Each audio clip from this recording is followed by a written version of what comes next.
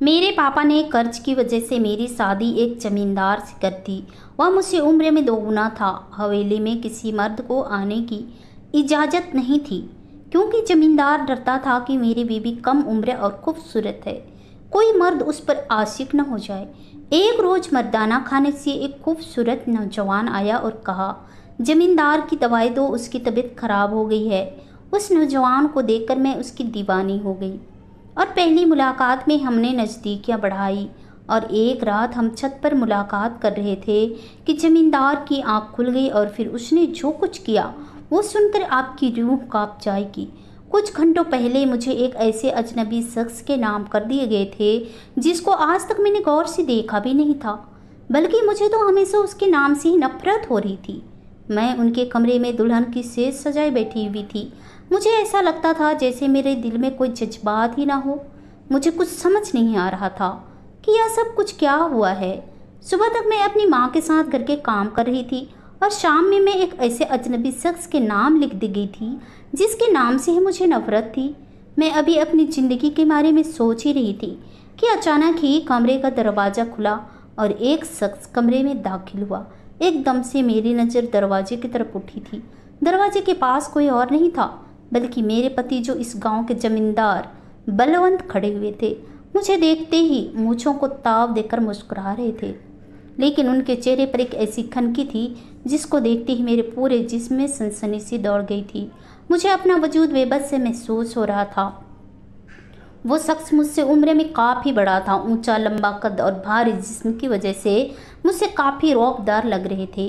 वह शक्ल सूरत में बस ठीक ही था, लेकिन बलवंत के सामने मैं बला की हसीन थी और उनकी उम्र काफ़ी थी, लेकिन मेरी उम्र महज 18 साल थी, जबकि बलवंत की उम्र तकरीबन 40 साल थी।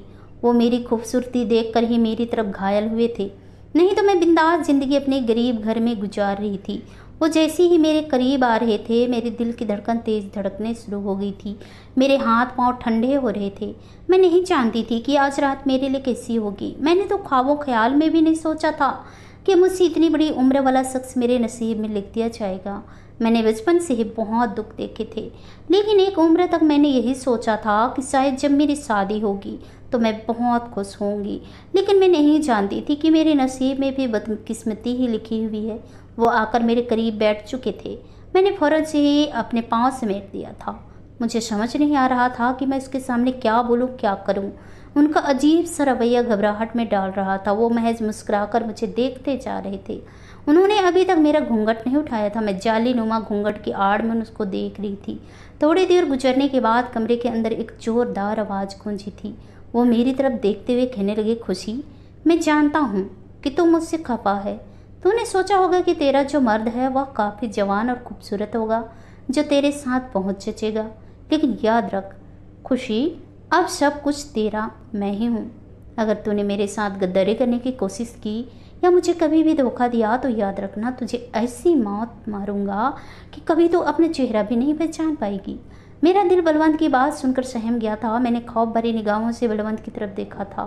मैं कुछ कहने के लिए अभी अपने लब खोलते उससे पहले ही वह एकदम मेरे करीब हुए कहने लगे, मेरी इन बातों को अपने छोटे से दिमाग में बिठा लो। अगर मुझे तुम्हारी तरफ से कोई भी शिकायत मिली तो याद रखना, मेरी इस बड़ी सी हवेली में तुम्हें जिंदा गाड़ कर तुम्हारा मकबरा बना दूंगा। आई समझ? और ये बोलते ही उन्होंने मेरे चेहरे से घूंघट उठाया और उसके बाद सारी रात मैं उसकी अजियत सहती रही। उन्होंने सारी रात मुझ पर अब ऐसी अपनी शिद्दत निछावर करके अपनी छाप मेरे वजूद पर छोड़कर यह बात साबित कर दी थी, मैं सिर्फ और सिर्फ उसके लिए ही बनी हूँ। मैं भी सच्चे दिल से उनको कबूल करना चाहती थी, लेकिन मैं नहीं जानती थी कि वक्त गुजरने के साथ साथ मैं बलवंत के वजूद और उनके धन और दौलत से बेजान हो जाऊंगी। जैसे जैसे वक्त गुजरता गया, जिंदगी मुझ पर तंग कर दी गई।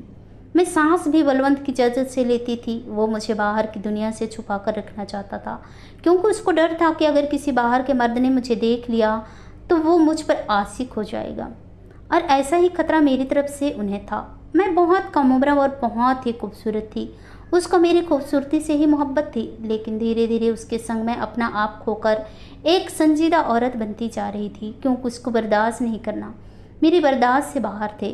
वो बहुत ही अजीब किस्म के इंसान था। खाना खाते हुए भी वो इस तरह से मुझ पर नज़र रखता था जैसे मैं उसकी बीवी नहीं बल्कि उसकी कैदी हूँ। मुझे इस हवेली में अपना आप कैदी महसूस होता था।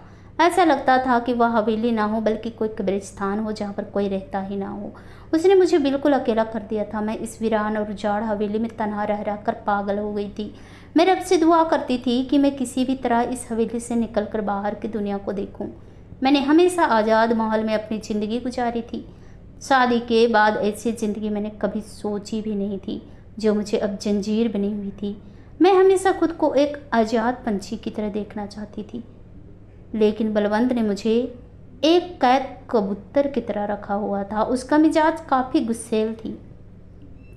वो बात बात पर मुझ पर हाथ उठाने की कोशिश करता था। एक रोज मैं खामोशी से छत पर चली गई थी। मेरा दिल बहुत ज़्यादा घबरा रहा था। सुबह बलवंत मेरे साथ बहुत ही ज़्यादा बदतमीजी से पेश आए थे। मैंने उसके सामने यह बात रखी कि मुझे मेरी माँ के घर जाना है। तब उन्होंने पहली बार मुझ पर हाथ उठाया था और मुझे चंद ही पल में धनक कर रख दिया था। मैंने तो बस महज इतनी सी बात की थी कि मुझे अपनी माँ की बहुत याद आ रही है। भले आप अपनी मौजूदगी में ही मुझे माँ से मिलाकर घर ले आए। लेकिन उसने मेरी कोई दूसरी बात सुनी ही नहीं थी, बल्कि मुझे मारना शुरू कर दिया था और एक ही बात करने लगा कि अपने किसी आशिक से तुझे मिलना है जो तू इतनी पागल हो रही है। उस जाहिल इंसान की यह बात मुझे समझ नहीं आ रही थी कि वो ऐसा जाहिर क्यों कर रहा है। मैं बहुत ज़्यादा दिल बर्दाश्त हो गई। मैंने हमेशा अपनी ज़िंदगी में एक ऐसे शख्स को सोचा था जो बहुत प्यार करने वाला हो, लेकिन जब से मैं बलवंत से मिली थी मेरे सारे ख्वाब चकनाचूर हो गए थे, क्योंकि वो बहुत अजीब किस्म का बंदा था। मैं घबराहट की वजह से छत पर चली गई थी। वहाँ जाने के बाद मैं थोड़ा पुरसुकून हुई, लेकिन अचानक एक गुजरती हुई गुर्राती हुई आवाज़ मुझे अपने पीछे से आई थी और जैसे ही मैंने पलट कर देखा तो सामने बलवंत खड़े हुए थे। उन्होंने आते ही मुझे एक जोरदार थप्पड़ लगा दिया था और उसके बाद मुझे गालियाँ देते हुए घसीट कर नीचे ले आए थे। मैं उनसे मिन्नतें करती रही, लेकिन उन्होंने मेरी एक फरियाद नहीं सुनी थी और अपने बेल्ट से मुझे चंद ही पल में ढाल करके रख दिया था। उस दिन में उन्होंने 2 दफ़ा मुझे मारा था। वक्त गुजरने के साथ साथ वो मुझे अक्सर मारने पीटने लगे थे। जरा सी कोताही पर वह हाथ उठाने लगते थे और मुझे गालियाँ देते थे। मुझे घर के दरवाजे के पास जाने की भी इजाज़त नहीं थी। मैं बस अपने कमरे से किचन तक जाती और उसके बाद सीधा अपने कमरे के अंदर आ जाती थी। बलवंत बाहर जाते वक्त मुझे हिदायत करके जाते थे कि याद रखना, अगर तूने जरा भी कोई कोताही की या मुझे तुम्हारी तरफ से कोई भी मुस्कुल हरकत मिली तो मैं तुम्हें मारने में जरा भी देर नहीं लगाऊंगा। मेरी शादी को तकरीबन 6 माह हो गए थे, लेकिन इन 6 महीनों में मैं अपने माँ बाप से एक दफ़ा भी मिलने नहीं गई थी, और वजह सिर्फ और सिर्फ बलवंत की सक्की मिजाज। मुझे बहुत रोना आता था कि मैं किस शख्स के चुंगल में फंस चुकी हूँ। मैंने ऊपर वाले से इस बात की रो रो के भी दुआ मांगी थी कि हे भगवान, अगर तूने मुझे हमसफ़र के तौर पर बलवंत को दे ही दिया है तो उस शख्स को मेरे लिए बेहतर कर दे, क्योंकि यह इंसान मुझे बहुत मारता पीटता है। लेकिन कहते हैं ना कि बाज औकात आपकी दुआओं को अगले वक्त के लिए रख दिया जाता है और उस पर कबूल नहीं किया जाता। मेरे साथ भी ऐसा ही हुआ था। मैंने खुद को वक्त के सहारे छोड़ दिया था। मैंने यही सोचा था कि वक्त के साथ साथ बलवंत की मिजाज में ठहराव आ जाएगा और उनको मेरी वफादारी पर यकीन आ जाएगा, लेकिन मैं उसके अलावा किसी तीसरे को सोच ही नहीं सकती थी। लेकिन कहते हैं ना कि जिस शख्स के सर पर शैतान सवार हो जाए वह चाहकर भी ठीक नहीं होता। ऐसा ही हाल उनका था। उनका मिजाज अब वक्त गुजरने के साथ साथ ख़राब रहने लगी थी। उनकी उम्र काफ़ी ज़्यादा थी, इसलिए वह बीमार रहते थे। शुगर की वजह से उनकी सेहत भी गिरती जा रही थी। उनकी दवाइयों का मैं खास ख्याल रखती थी। जो भी था, जैसे भी थे, वो मेरे पति थे। मेरा उनके अलावा इस दुनिया में अब कोई रिश्ता नहीं बचा था, क्योंकि मैंने अपने माँ बाप से अपना रिश्ता ख़त्म कर लिया था, जिसने चंद पैसों की खातिर अपने औलाद को बेच दिया। उनसे मैं क्या ही रिश्ता करती, लेकिन कभी कभी एकदम ही दिल में ख्वाहिश जागती थी कि मैं भी अपने माँ बाप से मिलूं, उनको अपने दिल का दर्द बताऊं। लेकिन बलवंत ने मेरे सारे रिश्ते ख़त्म करवा दिए थे। आज सुबह भी वह मेरे साथ बहुत ज़्यादा बदतमीजी से पेश आए थे। वजह महज यही थी कि नाश्ता देने में मुझे देर हो गई थी और उन्होंने मेरे मुंह पर ही नाश्ता फेंक दिया और दंदनाते हुए मर्दाना खाने की तरफ चले गए। मैं दिल बर्दाश्त करके किचन में खड़ी नौकरों को खाना खाने की हिदायत दे रही थी।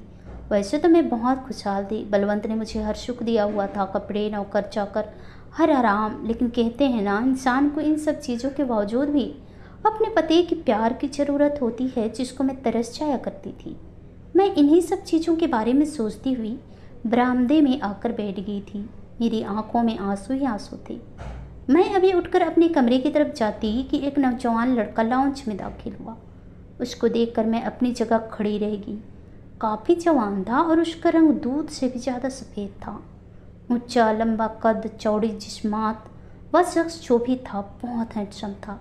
मैं अपनी जगह पर खड़ी हुई थी। वो लड़का काफ़ी घबराया हुआ था। वो मेरी तरफ देखते हुए कहने लगा, जमींदार साहब की तबीयत अचानक बहुत ही ख़राब हो गई है, उनकी दवाई मुझे दे दें। जबकि मैं उस लड़के को देखकर मुझे अपना दिल डूबता हुआ महसूस हो रहा था। उसने आकर मुझे यह कहा था कि आपके पति की तबीयत खराब हो रही है और उनकी दवाई आप मुझे दे दें। लेकिन मैं कुछ और ही सोच रही थी और फिर एक बार मुझसे यही बात कहता कि अचानक ही मैं उसके नज़दीक गई और उसकी आंखों में देखते हुए कहने लगी कि मैं तुम्हें कैसी लगती हूँ। यह सवाल उसके लिए काफ़ी हैरान मन था। मैं बोली, अगर आप चाहें तो आप भी मुझे खुशी कहकर पुकार सकते हैं। मैं ज़मींदार की बीवी तो हूँ, लेकिन मेरे दिल में ख्वाहिश है कि जो शख्स मुझसे प्यार करे वो मेरा ही हम उम्र हो। लेकिन ज़मींदार तो मेरी उम्र के नहीं हैं। मेरी बात सुनकर उस नौजवान की आंखों में चमक देखी थी। वो मेरी तरफ देखते हुए कहने लगा, इस बात के बारे में ज़मींदार साहब को मालूम हो गया तो वो मुझे जिंदा ज़मीन में गाड़ देंगे। जबकि मैं उसको बहलाते हुए कहने लगी थी, इस चीज़ के बारे में किसी को कुछ मालूम नहीं होगा, तुम बेफिक्र रहो। उसने मुस्कुरा दिया और मुझे बलवंत की दवाई लाने के लिए कहा। मैंने फौरन ही उसको दवा देकर उसके हाथ में थमा दी, जबकि वो मुझे मुस्कुराते हुए देखकर मर्दाना खाने की तरफ चला गया था। शादी के बाद यह पहली बार था कि मैं किसी अजनबी शख्स से मिली थी और उसको देखती अपना दिल पे मैं उसको दे बैठी थी। वो लड़का मेरी उम्र का ही था, इसलिए मैं जल्द उसकी तरफ हो गई थी। यही वजह था कि ज़मींदार मुझे सबसे छुपा कर रखना चाहता था और आज उसकी गैर मौजूदगी में जो शख्स आया था उसको पहले नज़र में ही देखकर मैं उसकी दीवानी हो गई थी।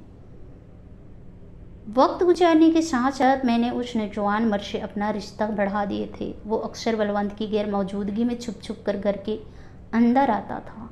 घर में मेरे साथ 2 नौकरानियाँ होती थी जिनको मैंने पैसे देकर खामोश करवा दिया था। मैं उस लड़के से बहुत ज़्यादा क्लोज हो गई थी। मैं उसको अपने दिल की हर बात बताती थी और मुझे ऐसा करना बहुत पसंद था।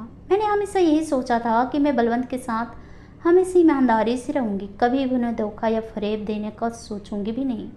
लेकिन जो रवैया उन्होंने शादी के बाद मुझसे किया था, उसके बाद तो सवाल ही पैदा नहीं होता था कि मैं उसके साथ वफादार निभाऊंगी। लेकिन बलवंत ने जो कुछ मेरे साथ किया था, ये सब मुझे बलवंत ने करने पर मजबूर किया था। उन्होंने ही मुझे बगावत पर उकसाया था। ना वो मेरे साथ इस तरीके का रवैया रखते और ना ही मैं कभी ऐसी बनती। इन सब चीज़ों के बारे में मैं महज के साथ रहते रहते इन बातों को इतना समझ गई थी कि जल्द ही सारे हालात को अपने हाथ में ले लेती थी। मैं बलवंत के सामने इतनी मीठी बनकर रहती थी कि वह धीरे धीरे मेरे रवैये के लिए भी दीवाने होते जा रहे थे। पहले तो वो सिर्फ मेरे हुस्न के दीवाने थे, अब मैंने उन्हें अपनी मीठी मीठी बातों के जाल में भी फंसा लिया था और यह सब करना मुझे महज ने सिखाया था। लेकिन मैं नहीं जानती थी कि ये एक दिन जब यह बात ज़मींदार को मालूम होगी तो वह मेरे साथ कैसा सलूक करेगा। एक रोज़ मैं महज के साथ ही हवेली की छत पर कोने में बैठी मीठी मीठी बातों में मसरूफ़ थी। सुबह बलवंत मेरे साथ बहुत प्यार से मिलकर गया था। धीरे धीरे उसका रवैया मेरे साथ बेहतर होता जा रहा था। आज भी उसको मैंने बहुत प्यार से विदा किया था, इसलिए वह डेरे पर नहीं बैठे पाया था और दोपहर में ही हवेली में वापस आ गया था। हवेली आते ही उसने सबसे पहले मुझे किचन में देखा, लेकिन मैं वहाँ मौजूद नहीं थी। उसके बाद वो कमरे में आया और लॉन्च में भी गया, लेकिन मैं वहाँ भी नहीं थी क्योंकि मैं तो महेश के साथ छत पर मौजूद थी। उसने नौकरों से मेरे बारे में पूछा तो दोनों ने ही नहीं जानने के इजहार किया था।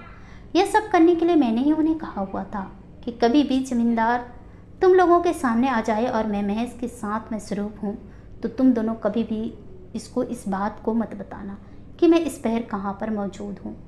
ज़मींदार ने अपने तौर पर उन नौकरों को मुझे ढूंढने पर लगा दिया था जो आंख बंद करके मुझे ढूंढ रही थी और वो लॉन्च में बैठकर मेरे आने का इंतजार करने लगा। लेकिन जैसे जैसे वक्त गुजर रहा था बलवंत बेचैन हो रहा था और वह कुछ सोच समझकर छत पर आ गया था। मैं नहीं जानती थी कि आज मेरी ज़िंदगी का आखिरी दिन भी हो सकता है। नौकरों ने सबसे बड़ी गलती यह की थी कि उन्होंने छत पर आकर एक बार भी नहीं देखा था। अगर वह छत पर आ जाती तो वो मुझे पहले ही आगाह कर देती और मैं महेश को छुपाकर हवेली से निकाल देती। बलवंत ने जैसे ही पहला कदम छत पर रखा था मैं उसकी आहट से उसको पहचान चुकी थी कि वह मुझे और महेश को एक साथ इतने करीब बैठा देखकर पल में लाल हो गया था। उसको अपने सामने देखकर मेरे पूरे जिस्म पर कपकपी हो गई थी। महेश की हालत भी मुझसे गैर नहीं थी। बलवंत ने मेरी तरफ देखा और गुर्राते हुए कहने लगा, ये बदचलन औरत, तेरी इतनी हिम्मत कि तू मेरी गैर मौजूदगी में गैर मर्दों के साथ रिश्ता कायम करे। और महेश, जिसको मैंने अपना बेटा कहा, जिसको मैंने अपने सीने से लगाया और मेरी ही बीवी के साथ गलत हरकत किया, तुम दोनों क्या समझते थे कि मैं तुम दोनों के इस खेल को सारी उम्र नहीं जान पाऊंगा? मैं अब बताऊंगा कि मैं क्या चीज़ हूँ। अचानक ही बलवंत ने अपने कदम नीचे की तरफ बढ़ा दिए। मेरे हाथ पांव ठंडे होना शुरू हो गए थे, जबकि मैं महेश को देखती रह गई। उसने हवेली के पिछले हिस्से की तरफ जाकर पाइप के जरिए नीचे उतरना शुरू कर दिया था। मैंने आवाज़ देकर महेश को रोकना चाहा और उसकी मिन्नत की कि मुझे भी लेकर यहाँ से चले, नहीं तो यह बलवंत मुझे भी कत्ल कर देगा। लेकिन महेश ने मेरी एक फरियाद नहीं सुनी थी और मुझे मेरे हाल पर छोड़कर भाग गया था। मैं अपनी जगह पर सख्त सी रह गई थी कि यह मेरे साथ क्या हुआ है। मैं तो समझती थी कि महेश मेरा साथ कभी नहीं छोड़ेगा और उसने मुझसे यही दावे किए थे कि मैं चाहकर भी तुम्हें कभी नहीं छोड़ सकता। लेकिन आज उसकी गद्दारी देखकर मेरा जिस्म दलदल में आ गया था। मेरे माँ बाप ने बलवंत से कुछ पैसे उधार लिए थे जिसको वह दे नहीं पा रहे थे, जिसकी वजह से बलवंत ने बदले में मुझे मांगा था और वह मेरे साथ कुछ रातें बसर करना चाहते थे। लेकिन जब उन्होंने एक नज़र मुझे देखा तो वह मेरी खूबसूरती के पीछे पागल हो गए थे और उन्होंने मुझसे शादी की पेशकश रख दी थी, जबकि मेरे बाप ने बिना कुछ बोले समझे मेरा शादी उस बलवंत से कर दिया था। यह सब कुछ इतनी जल्दी में हुआ था कि मैं तो अपने हक में कुछ बोल ही नहीं पाई थी, क्योंकि बलवंत ने साफ कह दिया था, मुझे पैसा दो या फिर मैं तुम्हें अपने पास कैदी बनाकर रखूँगा। मेरे लिए मेरे माँ बाप काफ़ी अहमियत थे, इसलिए मैंने खामोशी से अपना सर झुका दिया था। मैं अभी महेश की वेदना पर संभली नहीं थी कि अचानक ही बलवंत ने मेरे चेहरे पर तेजाब फेंका था। जैसे ही बलवंत ने मेरे चेहरे पर तेजाब फेंका था, मैं पूरी तरह कांप गई थी। जलन के एहसास से मेरी चीखें बुलंद हो गई थी। मैं इस बात से तो वाकिफ़ थी कि बलवंत जब गुस्से में आते थे तो वो अपना आप खो देते थे, लेकिन मैं यह नहीं जानती थी कि वह मेरा चेहरा ही बिगाड़ कर रख देंगे। मैं ज़मीन पर बैठकर पागलों की तरह चिल्ला रही थी। मैं खुद की ज़िंदगी की भीख मांग रही थी, लेकिन बलवंत लापरवाह से मुझे मुस्कुराते देख रहे थे। उन्होंने मेरी तरफ देखा और कहने लगे कि तुम क्या समझती थी, तुम्हारे इस बेवफाई पर मैं तुम्हें हंसते हंसते माफ़ कर दूंगा? तो सुनो, ये तुम्हारी भूल है। मेरी पहली बीवी ने भी मेरे साथ बेवफाई की थी और मैंने उसको अपने सामने फांसी के फंदे पर चढ़ाकर मौत की वादी में पहुंचा दिया था। मैं तुम्हें जिंदा रखूंगा, लेकिन तुम्हें इतनी अजियत दूंगा कि तुम सारी ज़िंदगी मुझसे मौत मांगोगी, लेकिन तुम्हें मौत नसीब नहीं होगी। मुझे काफ़ी देर तड़पाने के बाद जब मैं बिल्कुल मरने जैसी हो गई, तब कहीं जाकर वो मुझे अस्पताल लेकर गए थे। मेरा पूरा चेहरा झुलस चुका था। तेजाब की चंद बूंदें मेरे हाथ पर भी गिरी थी, जिसकी वजह से मेरे हाथ भी काफ़ी ख़राब हो गए थे। मेरी हालात ऐसी थी कि मेरी तरफ कोई देखना भी पसंद नहीं करता था। बलवंत ने भी मेरे चेहरे पर थूक दिया था। मेरी हालात अब बहुत ख़राब रहने लगी थी। कोई भी मुझसे बात नहीं करता था। नौकर भी मेरा चेहरा देखकर खौफजदा हो जाया करते थे। मैंने ऐना में अपना चेहरा देखना छोड़ दिया था, क्योंकि मैं अपना चेहरा देखने के बाद बदहवास हो जाती थी। अब मैं अकेले कमरे में ही अपनी ज़िंदगी गुजार रही थी। कहते हैं ना, जो शख्स सारी ज़िंदगी जुल्म करता है तो ऊपर वाला उसको कभी माफ़ नहीं करता। मैं मानती हूँ कि मैंने गुनाह किया था और मैं अपने गुनाहों की माफ़ी अपने रब से मांगती रहती हूँ, लेकिन साथ में मैं बलवंत को भी बद्दुआ देती रहती हूँ कि वो भी कहीं न कहीं न रहे। जितनी अजियत उसने मुझे और अपनी पहली बीवी को दी थी, उसको भी ऐसी खौफनाक मौत मिलनी चाहिए थी। और कहते हैं ना, जब आप शिद्दत से किसी को बद्दुआ दो और अगर वह जायज़ हो तो फ़ौरन लग जाती है। ऐसे ही बलवंत के साथ हुआ था। मेरी बद्दुआ ने इतना असर दिखाया था कि चंद रोज़ बाद ही बलवंत का शहर जाते हुए इतना खतरनाक किस्म का एक्सीडेंट हुआ था, जिसमें उसका चेहरा भी पहचाना नहीं जा रहा था। बलवंत की कोई नस्ल नहीं थी, इसलिए उसकी सारी जायदाद मेरे नाम कर दी गई थी। मैंने काफ़ी सारी जायदाद अनाथ आश्रम को नाम कर दी थी। मैं बहुत अकेली हो गई थी। बलवंत के मरने के बाद मेरे माँ बाप ने भी मेरे घर आना जाना शुरू कर दिया था, लेकिन मैं जानती थी कि यह महज सिर्फ लालच के तौर पर किया जा रहा था। कई बार महेश ने मुझे मुलाकात करने की कोशिश की थी, लेकिन उस धोखेबाज शख्स को तो मैं मुंह तक लगाना पसंद नहीं किया था, क्योंकि उसी की वजह से मैं आज इस हाल में पहुंची थी। अगर वह हिम्मत करके मुझे भी वहाँ से भगा देता तो मैं आज इस बदसूरत चेहरे के साथ अपनी ज़िंदगी न गुजार रही होती। आशा करती हूँ दोस्तों आप लोगों को यह कहानी पसंद आई होगी। कहानी पसंद आई तो कहानी को लाइक कीजिए, शेयर कीजिए, कमेंट कीजिए और ऐसी कहानी सुनने के लिए प्लीज़ हमारे चैनल को सब्सक्राइब जरूर कीजिए। तो चलिए दोस्तों मिलते हैं नेक्स्ट किसी नई कहानी के साथ। तब तक के लिए बाय बाय, अपना ख्याल रखिए।